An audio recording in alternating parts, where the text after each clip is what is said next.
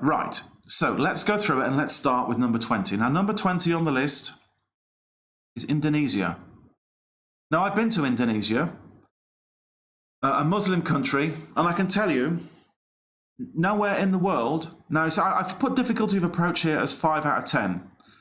But I didn't do many approaches in Indonesia. What I did in Indonesia was I fired up Tinder. And never in my life have I had as many matches as I got in Indonesia. I was in Jakarta. I was living in the famous Tamrin residence in Indonesia. Famous on the Rushvi forum.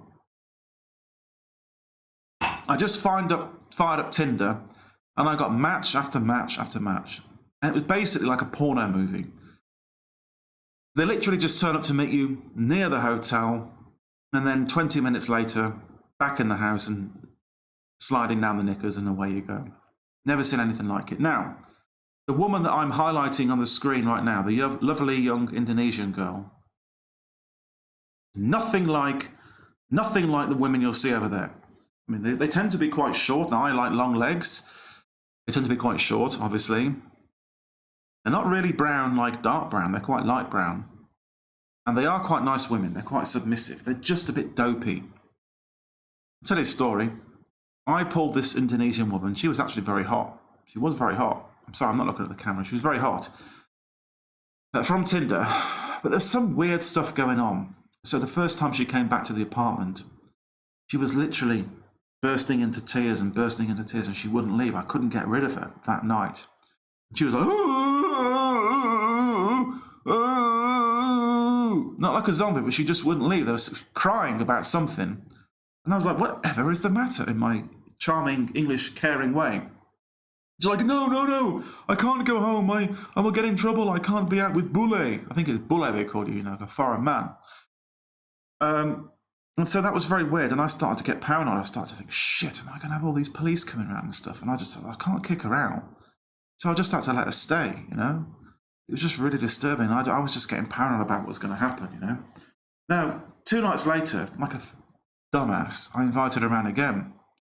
And she decided she was going to make up for the theatre, the pantomime, the shenanigans, the crying, the emotional outburst of the last visit after bonking. And she brought round the stinkiest, most putrid, gone-over fish you've ever smelt, seen, or perceived with any sense in your life. She brought it to the flat, literally. As I could smell her as she got on. I'm on the 20th floor, and as she came in the lift, I thought, what the fuck is that? And she came up to the lift, and it got stronger and stronger and stronger. She got out the lift, and ding! And I thought, is that a fucking bioweapon? I thought, is that some kind of sarin nerve gas or something? It wasn't sarin nerve gas. It was this Indonesian girl with an IQ of about, I don't know what it was, but she literally didn't realise that the food that she kindly brought me to be nice to me was rotten. And, and I let her in the apartment. I said, darling, what the fuck? What is this food? What have you done? And she goes, what? It's nice food. I'm like, no, it's rotten. It's decaying. If you eat this, you're going to get food poisoning. You might die. I'm not eating this.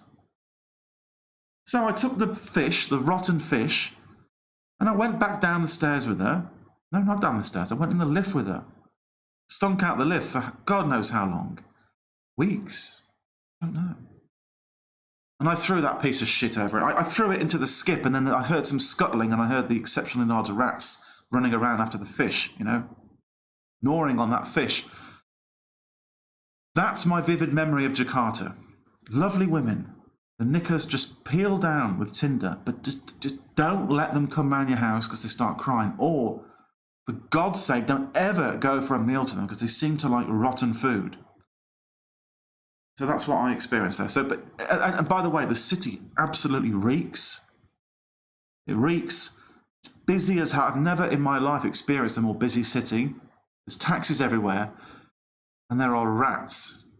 And when I'm talking about rats, I'm not talking about polite little rats that you see in a place where you buy pets, a pet store. I'm not talking about those kind of rats. that smile at you in a very polite and look at you in an endearing fashion so that you might take them home. I'm talking about giant fucking rats the size of your arm, you know? And these rats cluster around. And one time I was walking home with a girl and I stood on one and it didn't squeak. It fucking roared at me. It roared at me in anger. And I thought this thing was going to tear my bollocks off. You know, it was nipping around and I didn't break it. You know, I didn't break its back or anything because it was just scuttling around. And I thought this fucking thing, I thought it was going to bite my calf off, you know? So I thought, no, I can't be having my calf bitten off in Indonesia, getting tetanus and fighting with giant mutant rats. So I left that place fairly quickly. So anyway, so that's Indonesia. That's number 20 on the list. If we carry on like this, it's going to take literally forever to go through the entire list.